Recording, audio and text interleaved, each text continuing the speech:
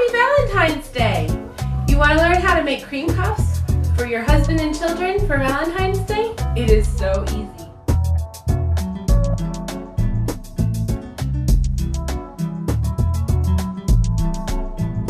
Sit down and have a cup of tea with me and we'll talk it over.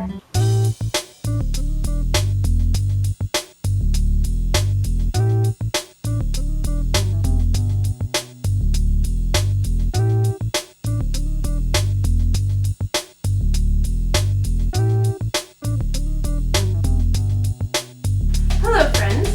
While my son watches a cartoon, I thought I'd sit down and have a cup of tea with you. A cup of cinnamon tea. I was reading a part of this book, Beauty of Motherhood, one day, and there was this one quote by Victor Hugo that said, "She broke the bread into 2 fragments and gave them to the children, who ate with avidity. She hath kept none for herself," grumbled the sergeant. "Because she is not hungry," said a soldier. "Because she is the mother," said the sergeant.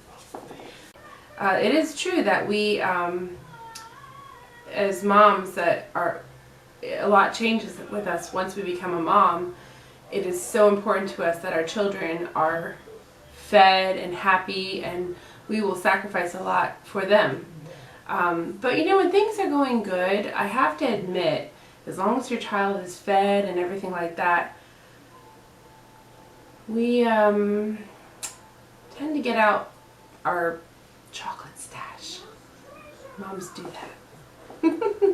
Speaking of which, you want some? He's watching a cartoon. Thank you for joining me for this cup of tea today. First off, I really wanted to share with you how to make cream puffs.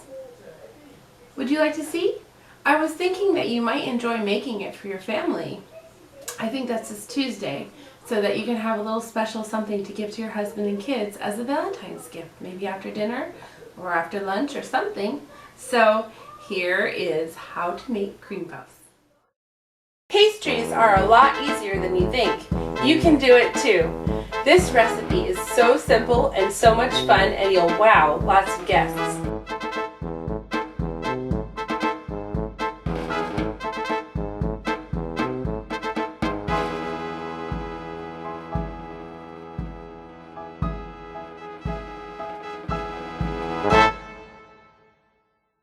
So let's get started. The first thing we're going to do is preheat the oven to 400 degrees. Grease mini muffin pans with butter. If you don't have them, you can use a baking sheet. Now we're going to heat up a cup of water, 1 stick of butter, a 1/4 teaspoon salt, and then just let that heat together, melting the butter until we boil it. Now, once it's boiled, we can add a cup of all-purpose flour and take it off the heat quickly, mix it vigorously, and get a nice ball of dough in there. There you go. Now we're going to add 4 eggs, but we're going to add them one at a time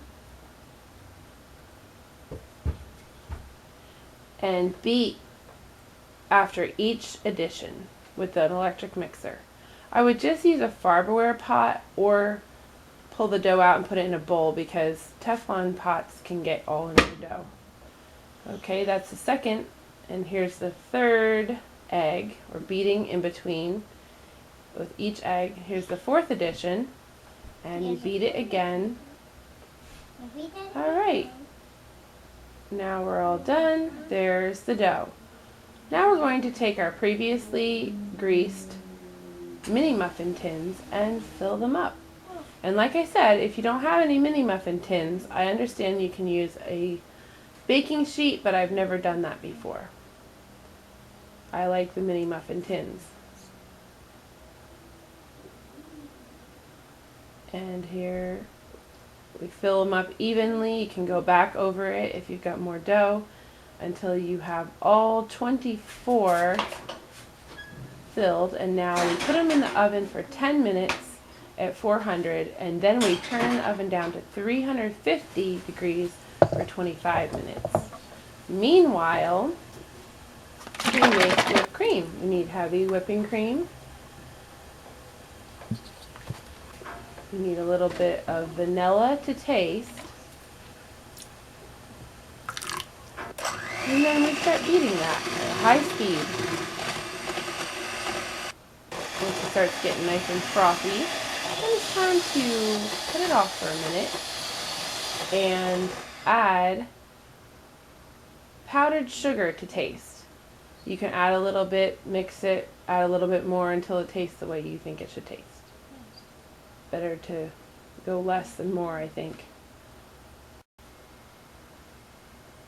In the meantime, while that's in the refrigerator, and when the cream puffs have finished cooking or baking, you pull them out, and if you can touch them, if they're not too hot, you can touch them a little bit, so be careful.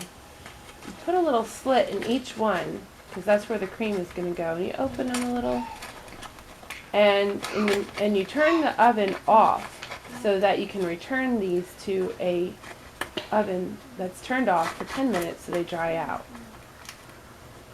Once you're done with that whole process and you've removed them from the oven, they cooled off, then you're ready to take the refrigerated cream and put it right in there. Happy Valentine's Day, everyone!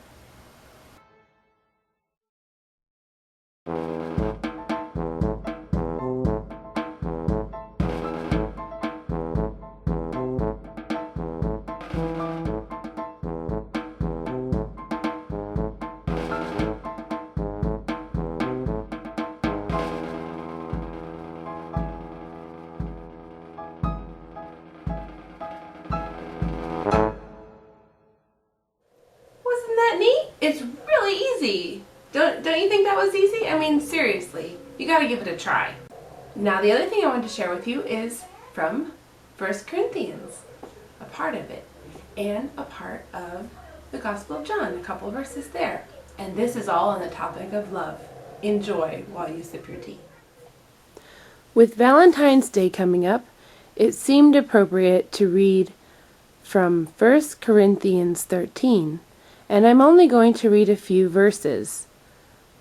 From 1 Corinthians 13, I'm going to read verse 4, 5, 6, 7, and only the first phrase of 8. And I'm going to read it nice and slowly so we can meditate on each phrase. I hope it blesses you. Love is patient. Love is kind, and is not jealous. Love does not brag and is not arrogant.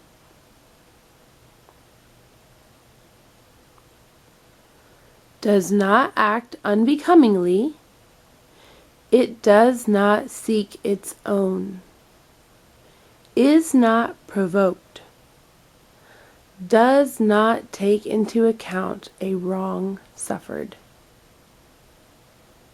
Does not rejoice in unrighteousness, but rejoices with the truth. Bears all things, believes all things, hopes all things, endures all things. Love never fails.